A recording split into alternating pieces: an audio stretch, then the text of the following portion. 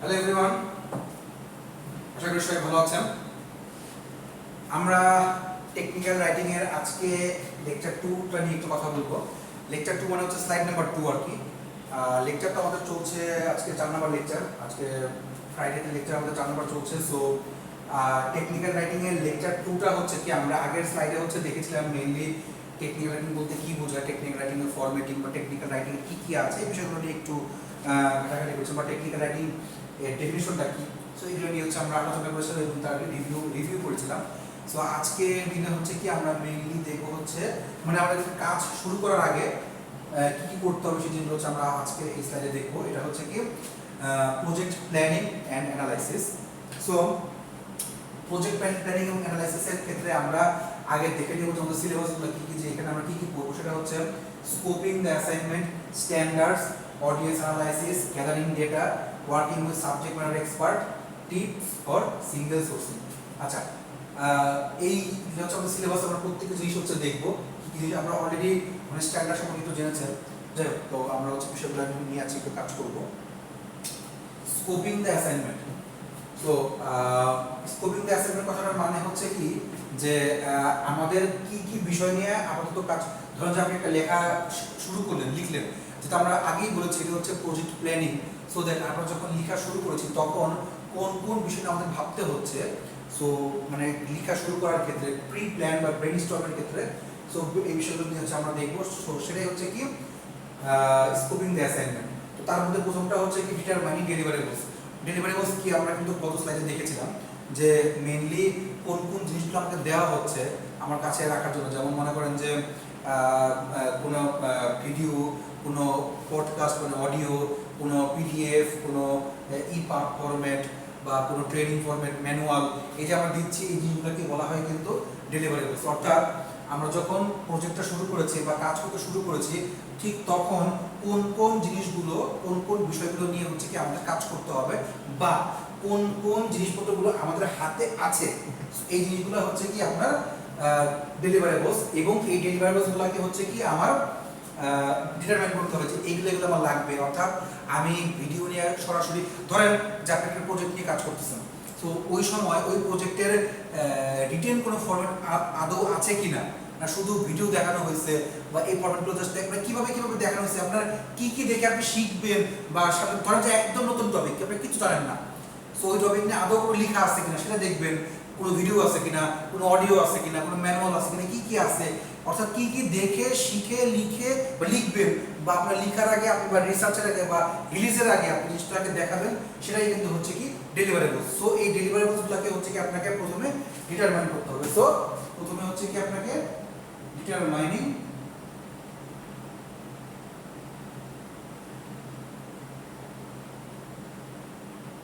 Deliverables.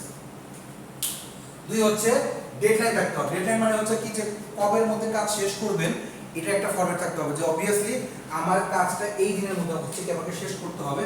তা না হলে হচ্ছে কি এটা খুব ইম্পর্টেন্ট জিনিস, বিকজ ইউজার বা ক্লায়েন্ট কিন্তু যদি দেখে যে আপনার সময় অনুযায়ী কাজ শেষ হচ্ছে না, তাহলে কিন্তু আপনার কাছ থেকে কাজ নেবে না বা আপনাকে নতুন করে কোনো কাজ দেবে না। সো দ্যাট ডেডলাইনটা আপনাকে অবশ্যই মিট করতে হবে। অডিয়েন্স অ্যানালাইসিস, এই জিনিসটা খুবই important. Audience analysis,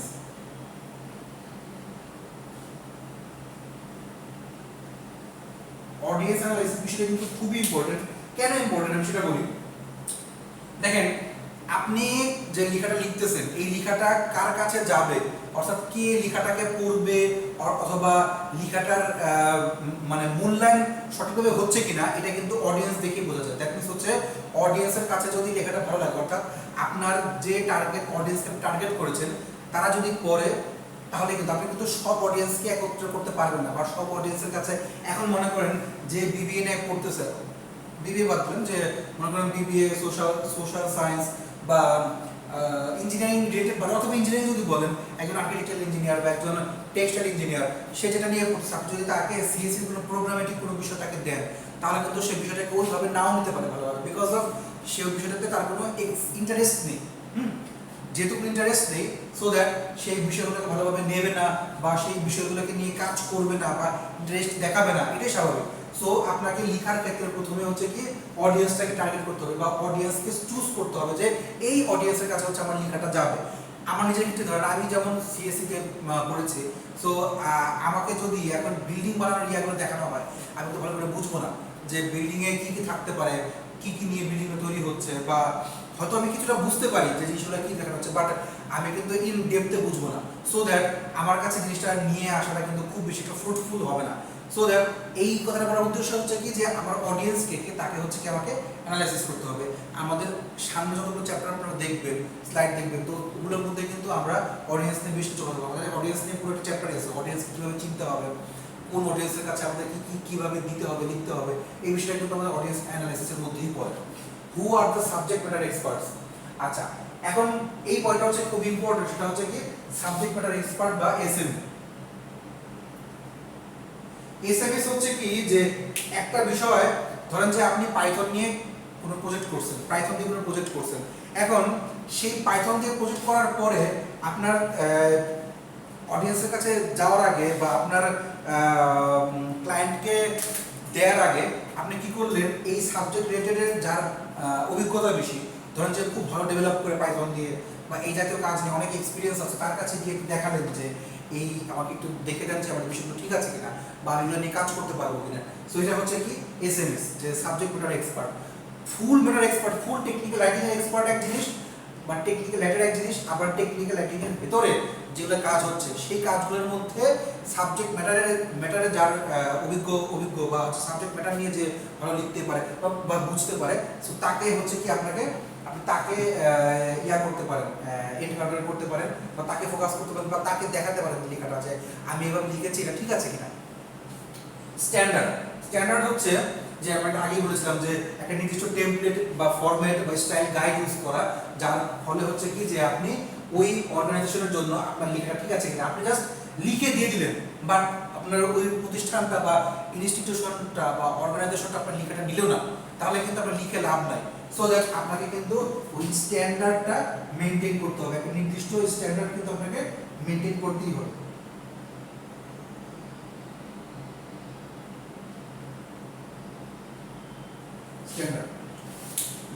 translation requirement হচ্ছে যে আপনি যদি এটা আমরা সামনে দেখব, ট্রান্সলেশন রিকোয়ারমেন্ট হচ্ছে যে আমি যে ওয়েতে আপনাকে দিলাম আপনি সেই ওয়েটা বুঝলেন কিনা, বা আমার লেখাটা আপনি আপনার পর্যন্ত যাওয়ার পরে আপনি সেটাকে ধরতে পারলেন কিনা যে আমি কি লিখেছি।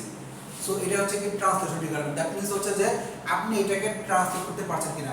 জার্মান ভাষায় লেখা খুব ভালো একটা জিনিস, বাট আমি বুঝলাম না, তাহলে আমার কাছে দিয়ে কোনো লাভ নেই। সো দ্যাট ওই ট্রান্সলেশন রিকোয়ারমেন্ট থাকতেই হচ্ছে।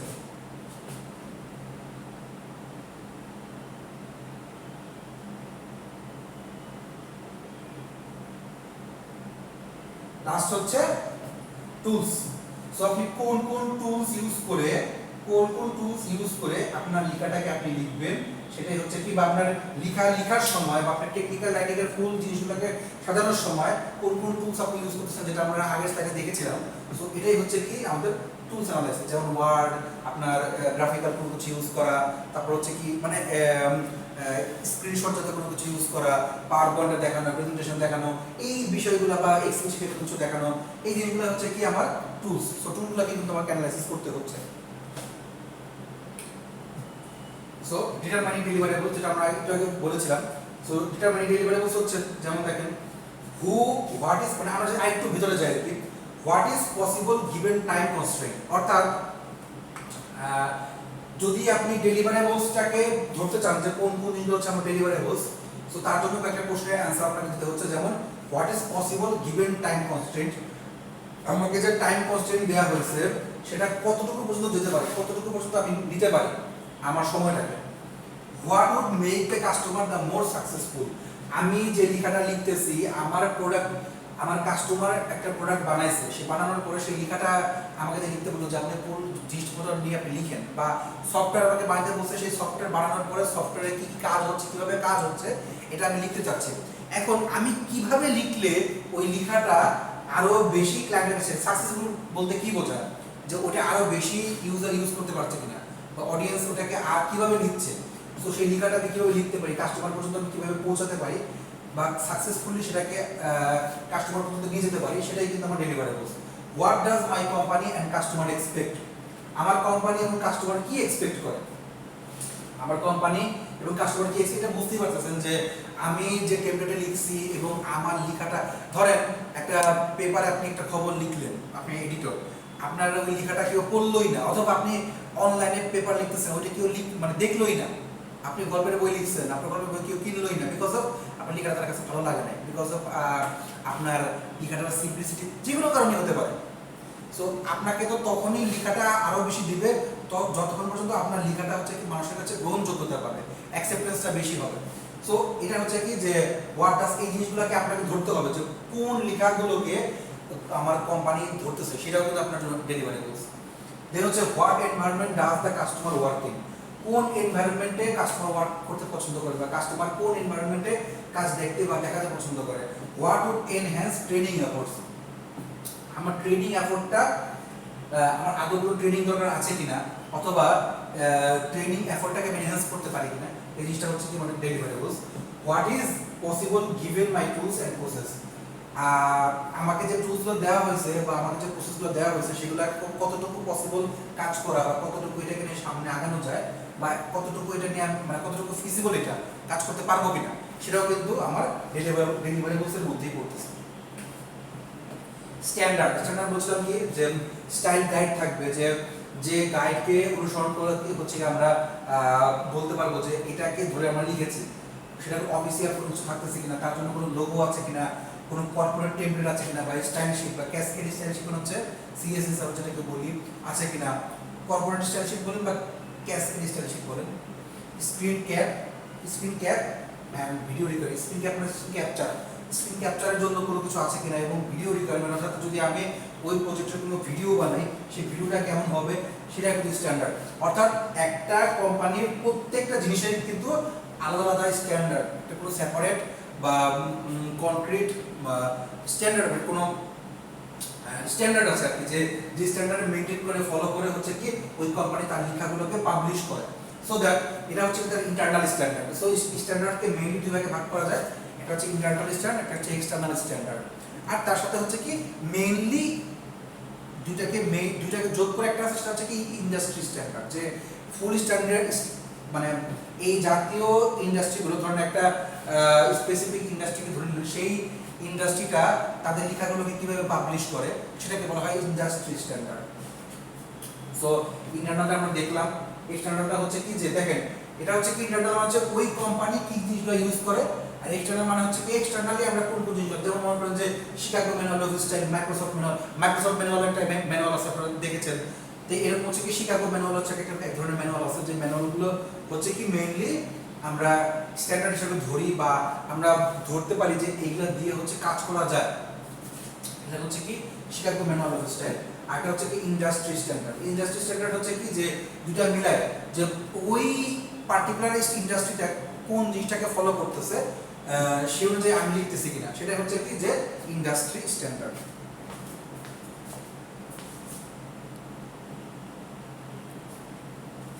আচ্ছা, তো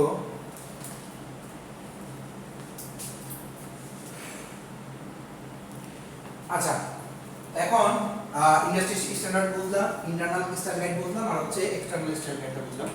এখন মেইন প্রশ্নে আসি, সেটা হচ্ছে অডিয়েন্স কে কে। অডিয়েন্স কে কে মানে হচ্ছে কি যে কোন অডিয়েন্সের কাছে আমি প্রোডাক্ট বিক্রি করতেছি, কোন অডিয়েন্স আমার প্রোডাক্টটা দেখতেছে, কিনতেছে, বুঝতেছে, জানতেছে, দেখতেছে।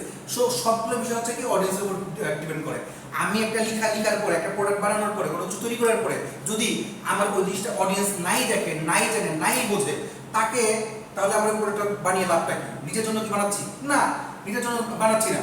সো এর আপনার বিষয়টা একটু বোঝার চেষ্টা করেন। সেটা হচ্ছে কি যে অডিয়েন্সকে দিলে যদি অডিয়েন্স নাই খায় বিষয়টা, বা অডিয়েন্সটা যদি বিষয়টা নাই বোঝে, তাহলে আমার ওটা মানে অডিয়েন্সকে দিয়ে লাভটা কি বা ওটা বানিয়ে লাভটা কি?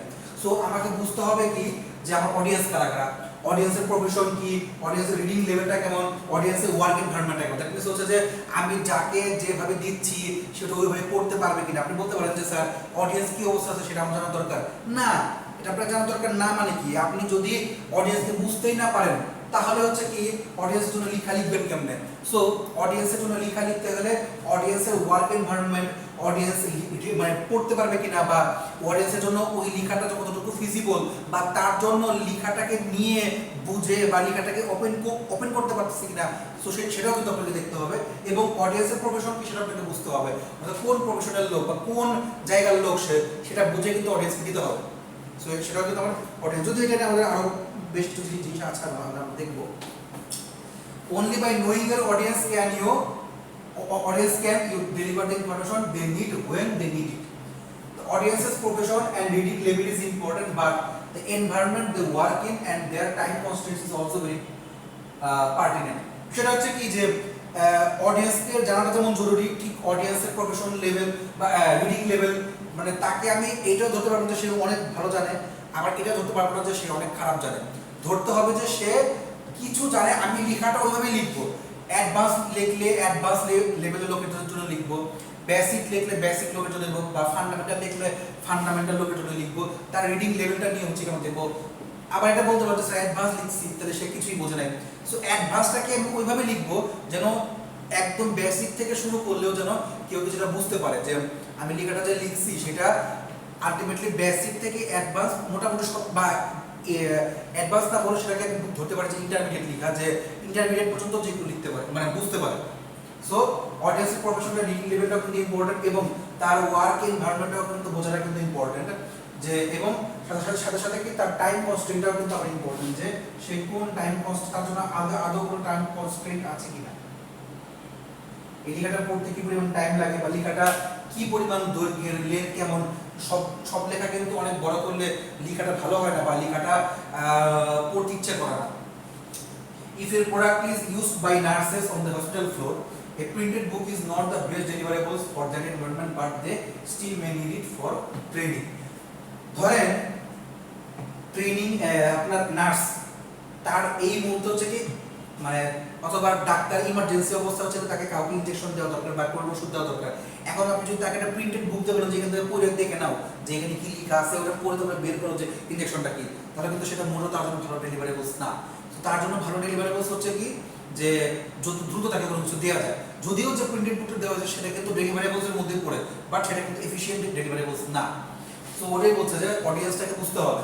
So a quick reference that they could put in their pocket may be the best option when they are working with patient. So একটা পিক পকেট, একটা নোট আর কি, যে পিক পকেট না মানে পকেট নোট আর কি, যে আপনারা লিখে নিলাম, তার ইনফরমেশন জেনে নিলাম, বা এই ধরনের কোনো ইনফরমেশন আমার একদম সুন্দর ছোট বইগুলো আর কি, যে বইগুলোর ভিতরে লিখে মানে লেখা দেখে সে হচ্ছে সঙ্গে সঙ্গে মানে ওই স্পেসিফিক প্রবলেমের, ওই পার্টিকুলার প্রবলেমের জন্য তখনকার আমার ইমিডিয়েট সলিউশনটা কি।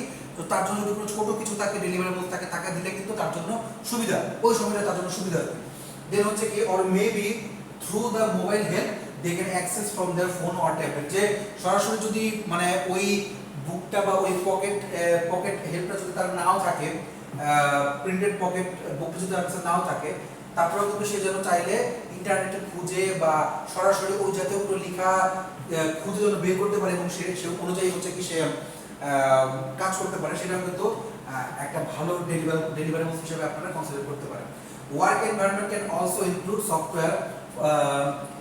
For example, if you are writing materials for software developers who work in Microsoft Visual Studio, you may want to create help that integrates with the Microsoft Help viewers, which is the way the help is delivered for the Visual Studio. That means work environment বলতে বোঝাচ্ছে ধরেন যে আপনি C নিয়ে কাজ করতেছেন বা C++ নিয়ে কাজ করতেছেন, ওই লেখার বা কোড করার সময় যদি আপনি দেখে নেন পার্টিকুলারলি যে ওই জায়গাটায় এমন কি আছে, বা যদি হেল্প অপশন আছে কিনা, বা আপনি এটা চালানোর জন্য কোনো গাইড আছে কিনা।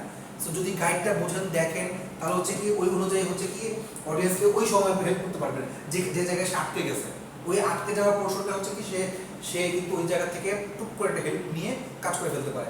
সো সেটাও কিন্তু আমার অডিয়েন্সকে দেওয়ার জন্য ভালো একটা ডেলিভারেবলস হতে পারে। Persona, a shorthand method for understanding your audience, usually develop 2 or 3 per project. আচ্ছা, পার্সোনা মানে হচ্ছে যে একটা শর্টহ্যান্ড মেথড, যে মেথডটা কিন্তু আমরা অডিয়েন্স, ধরেন যে আমি কয়েকটা কোশ্চেন করলাম অডিয়েন্সকে, আমার অডিয়েন্সকে সেটা বোঝার জন্য। সো ওই ধরনের কোশ্চেনগুলোকে আমরা পার্সোনা বলে থাকি। Usually develop 2 or 3 per project, যে আপনার অডিয়েন্সকে বোঝাতে, অডিয়েন্সকে বুঝতে আপনি যে কোশ্চেনগুলো করলেন সেটা কি 2 অথবা 3টা মানে প্রজেক্ট আর কি, যে মানে একটা প্রজেক্টের মধ্যে 2 বা 3 ধাপে হচ্ছে কি আপনি জিনিসটাকে বুঝতে পারেন। গ্যাদারিং ডাটা, এই জিনিসটা কিন্তু খুব ইম্পর্টেন্ট, অর্থাৎ ডাটা গ্যাদার করা, যে কোন ডাটা নিয়ে আপনি কাজ করবেন। এটার একটা ভালো এক্সাম্পল হচ্ছে কি আমরা অন্য একটা স্লাইডে দেখব, আমরা আগামী দিন হচ্ছে জিনিসটা দেখব। সেটা হচ্ছে কি যে আপনার জন্য যে ডেটাগুলো দরকার, যে ডেটাগুলো দিয়ে হচ্ছে কি আপনি আলটিমেটলি হচ্ছে আপনার লেখাটা সমৃদ্ধ করবেন, অর্থাৎ ওই বিষয় নিয়ে আরো বেশি লিখবেন। অবভিয়াসলি ডেটা ছাড়া কিন্তু লেখা পসিবল না। প্রথমে হচ্ছে কি আপনাকে যে টপিক নিয়ে লিখতে হবে সেই টপিক সম্পর্কে ভাস্ট একটা ডেটা কালেকশন নলেজ থাকতে হবে।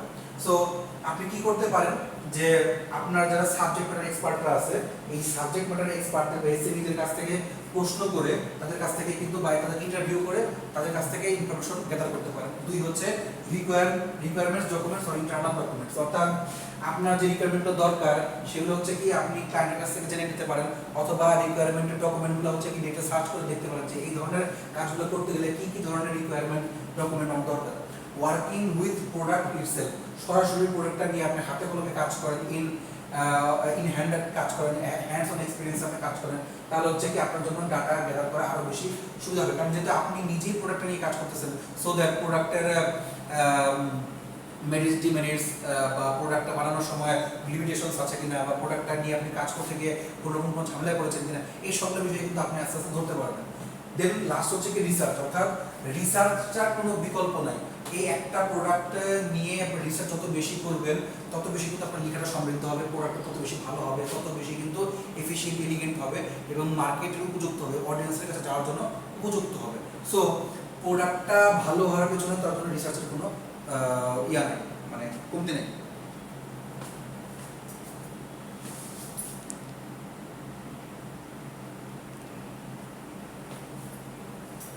ওকে, সো এসএমএস এর সাথে কিভাবে ওয়ার্ক করব দেখি।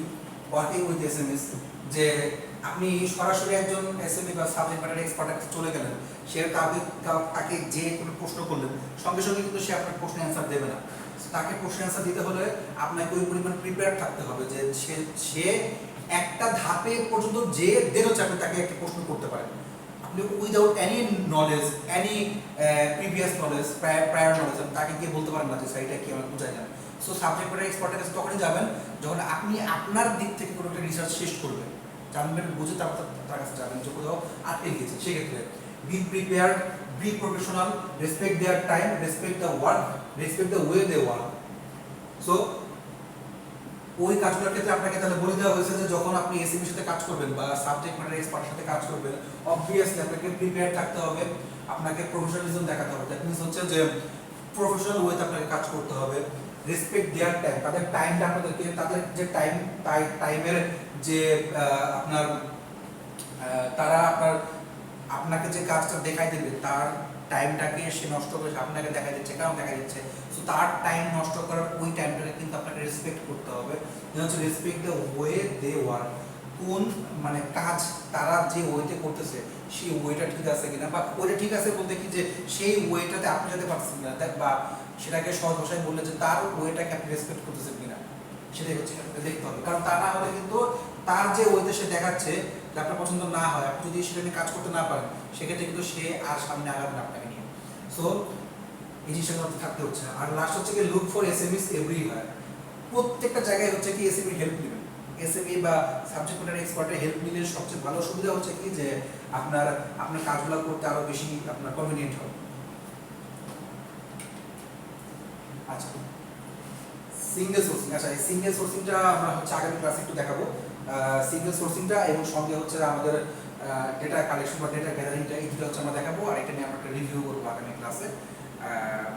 ততক্ষণ পর্যন্ত আপনারা এই আগের স্লাইডটা দেখতে থাকেন, যাতে করে আপনাদের প্রবলেমগুলো সলভ হয়ে যায়। এবং সিঙ্গেল সোর্সিং নিয়ে বেশ কিছু জায়গাতে আমরা অনলাইনে সার্চ করেও দেখবো। রিসার্চে যেহেতু আমরা বলছি যে রিসার্চটা বেশি করতে হচ্ছে, তো তার সিঙ্গেল সোর্সিংটা কেন করতেছি বা সিঙ্গেল সোর্সিং জিনিসটা কি, এই বিষয়গুলো আমরা দেখার চেষ্টা করবো। জাস্ট এটা একটু মনে রাখি, সিঙ্গেল সোর্সিং হচ্ছে কি যে ধরেন যে আপনি একটা বিষয় নিয়ে রিসার্চ করতেছেন, ওই সময়টায় আপনার কাছে যদি অনেক বেশি মাল্টিপল সংখ্যক জায়গা থাকে ততক্ষণ কিন্তু আপনার জন্য রিসার্চ করে বের করাটা, কারণ যত বেশি বই, যত বেশি ওয়ে, তত বেশি কিন্তু আপনার জন্য লিখতে অসুবিধা এই ওয়েতে যে আপনি কোন তারিখে কোনটাকে লিখবেন, তখন হচ্ছে কি আপনার সময় খুব বেশি যাবে। তো সিঙ্গেল সোর্সিংটা হচ্ছে কি এই ক্ষেত্রে খুব ভালো, যে সোর্সিং একটা জায়গায় থাকলে সেক্ষেত্রে আপনার জন্য লিখতে বা আপনার জন্য বিষয়টাকে বোঝাতে সুবিধা হবে বা আপনার জন্য বিষয়টা বুঝতে সুবিধা হবে। আপনি যখন ভালো করে বুঝবেন জিনিসটা তখন জন্য আপনার কিন্তু লিখতে আপনার জন্য সুবিধা হবে। তো সেটাই হচ্ছে কি সিঙ্গেল সোর্সিংয়ের ক্ষেত্রে অন্তর্ভুক্ত।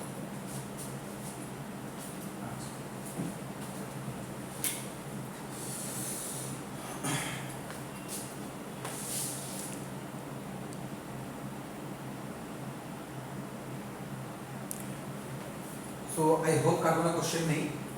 এই প্রশ্ন আমরা যারা দেখালাম আমাদের প্রজেক্ট প্ল্যানিং এবং রিকোয়ারমেন্ট অ্যানালাইসিস। সো